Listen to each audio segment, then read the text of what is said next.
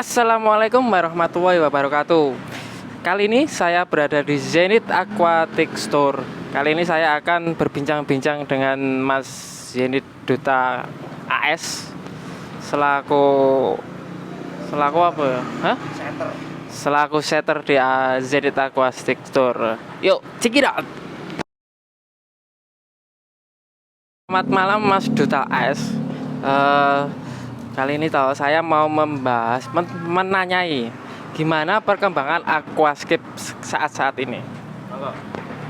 Ya, untuk perkembangan aquascape saat ini karena kemarin kita juga kena pandemi ya. Jadi untuk pempublikasian event aquascape juga kurang. Otomatis value-nya untuk aquascape, pemain aquascape sendiri baru beralih main cana mungkin ya. Jadi agak sepi untuk aquascape-nya.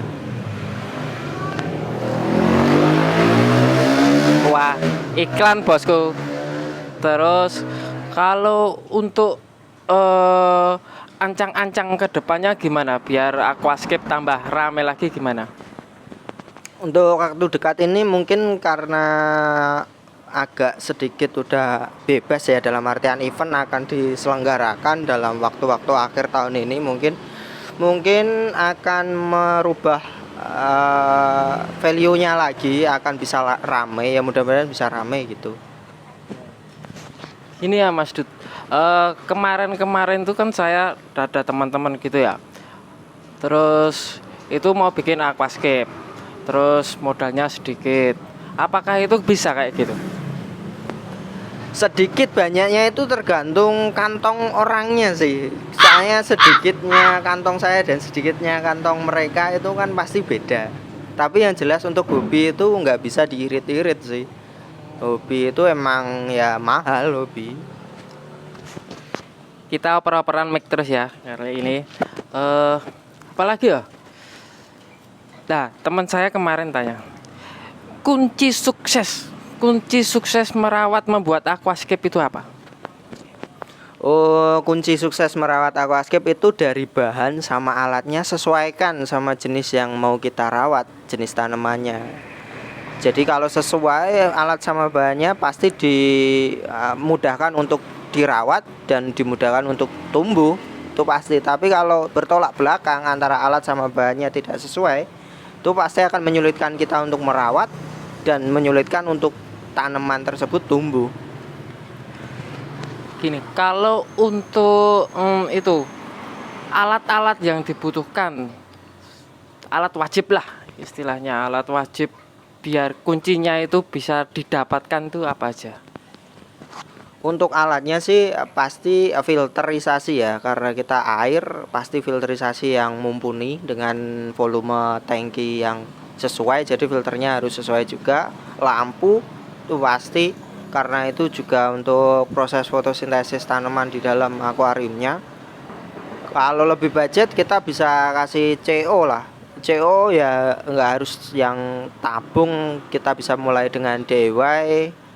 Mungkin kalau udah lebih budget bisa beralih ke tabung untuk sekali lagi memudahkan untuk dirawat. Berarti emang harus ada alat-alat yang khusus ya. Kalau untuk alat filterisasi ya itu tadi ya, filterisasi dan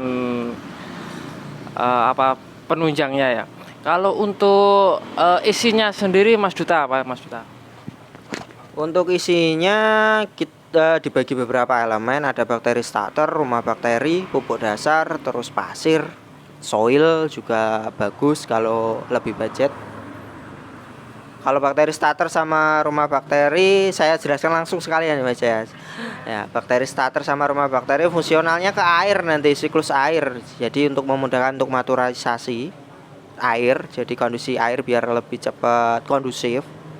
Terus pupuk dasar nutrisi bagi tanaman. Jadi jenengan harus tahu bahwa tanaman itu makhluk hidup. Jadi harus butuh makanan, makanannya pupuk dasar. Nah, yang berikutnya kan pasir. Pasir itu untuk menutupi layer 3 layer tersebut, karena layer 3 layer tersebut nggak boleh di atas permukaan pasir kayak gitu. Gitu ya.